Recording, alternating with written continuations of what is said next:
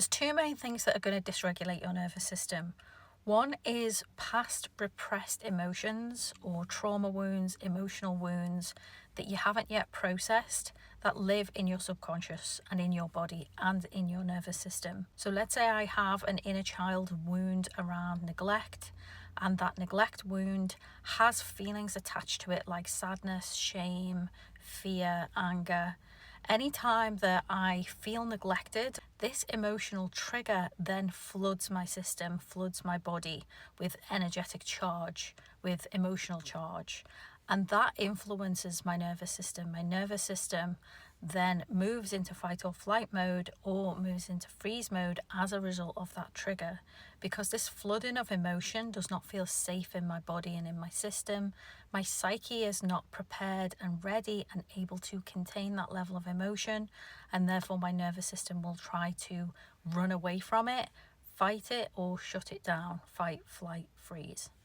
So if we don't heal these underlying wounds, then we're going to be triggered, and we're going to be triggered into nervous system dysregulation on a regular basis in our day-to-day life.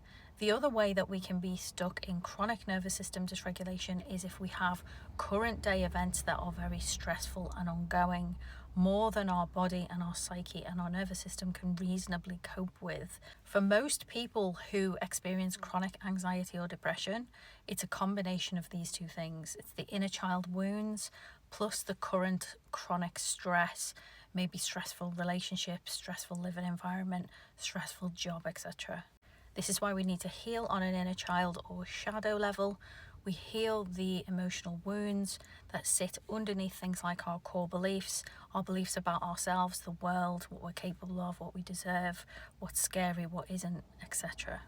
When you do this, you'll be less likely to be triggered. That doesn't mean you'll never be triggered. You will just be less likely to be triggered, and you will recover from the trigger quicker, and therefore your nervous system won't stay stuck in chronic dysregulation.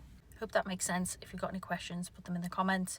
Also, I have a nervous system guide, healing guide, to get you started with learning how to really make this connection between your emotions and your nervous system, and how to begin healing that, self-healing at the root.